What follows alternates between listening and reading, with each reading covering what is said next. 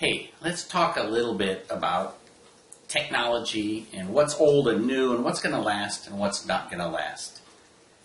H.G. Wells in World War I looked out over London and saw German balloons hanging over the city to bomb the city of London. And when he looked out, he thought, wow, this is like something from another world. This is like aliens coming to invade the earth. And it gave him the idea for the War of the Worlds. And it's interesting to see how that technology evolved. Some technology comes into existence and is here for a long, long time. The telephone is a great example. It changes form factors, but it's been around for 100 years, over 100 years now. Other technology comes and goes very quickly. Here's an example. This is a hard drive from a Digital Equipment Corporation, DEC. I have no idea what the capacity of this monster hard drive is, but my guess is it's less than a megabyte. So think about that and how the form factor changed and it became smaller hard drive. It became an 8-inch drive and then a 5-inch drive, 5.25-inch drive, 3.5-inch drive, tiny little SD drives, and now in our laptops we're now putting in solid-state drives, and in our cameras we have microscopic little SD drives. It's interesting when you think about technology that lighter-than-air technology of having blimps deliver bombs emerged between the two world wars.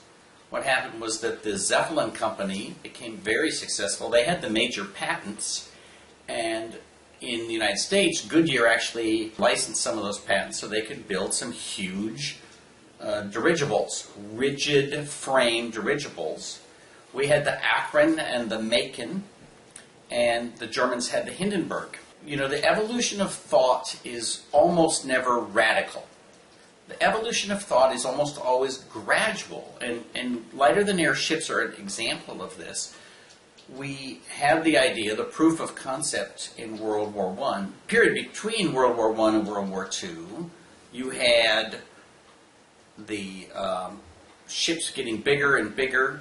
You had this rigid frame that allowed the ships to be really large.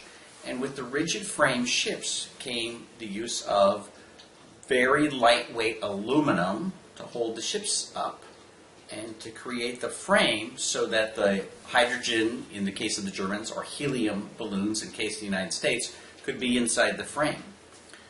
So what happened with all of that is that once we knew how to build that interior structure, we started using it on planes. So planes evolved very quickly to have very lightweight structures inside of them, hollow aluminum structures, right?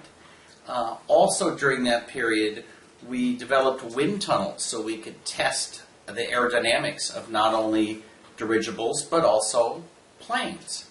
The huge balloons that we had at the time were pretty unbelievable by today's standards. When you look at the Akron and the Macon, they're about 870 feet long. So it was a gargantuan technology. It was so big that this balloon could have in the inside of it, in the interior, 5 small airplanes that were then put on a hook and moved to a door, lowered down, and then those planes could fly out and provide surveillance to a huge area of the ocean that was not available before. So these ships were literally the first aircraft carriers of their day.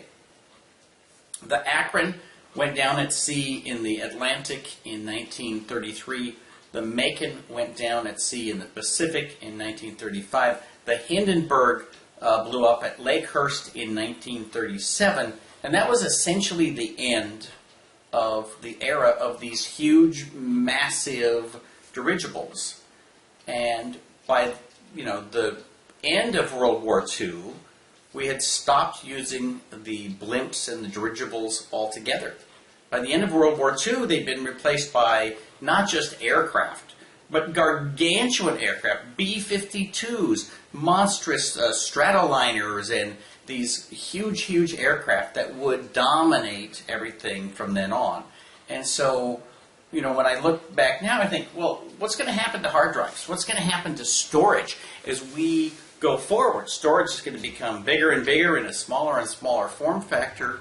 But what about other technologies? Consider today, what are the things that are coming into existence today that are going to last? I think 3D printing is one of these. I think robotics is absolutely another one of these.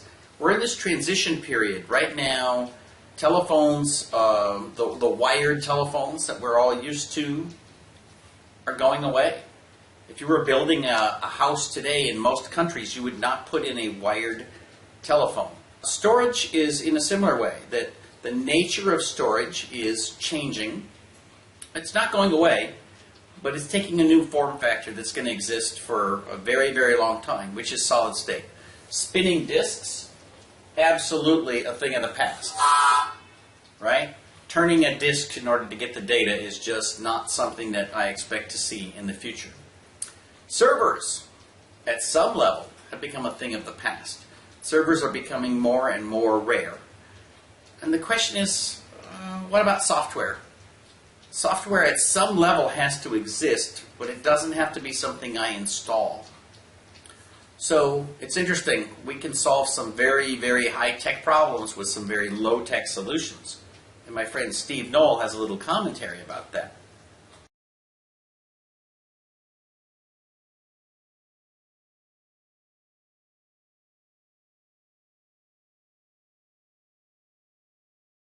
So here we are at Moffett Field, and this is old Hangar 1 now with the skin off, and I'm here with Mr. Steve Null.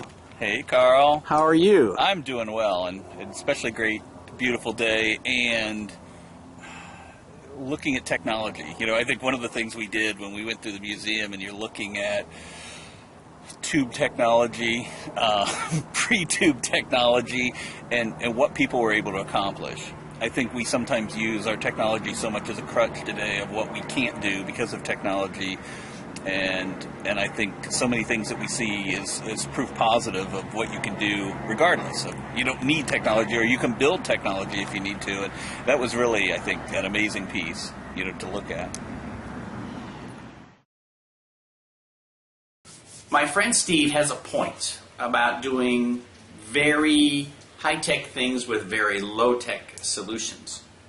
One of the things that's always amused me is when I look at pictures from the moon, the astronauts actually had Velcroed small wristwatches onto their spacesuits. And so they had a basic Timex watch that they put this huge band on so it would go around their entire spacesuit. But when they looked on their wrist, there wasn't some cool, you know, space-age kind of clock. It was a Timex watch that just kept on ticking even on the moon.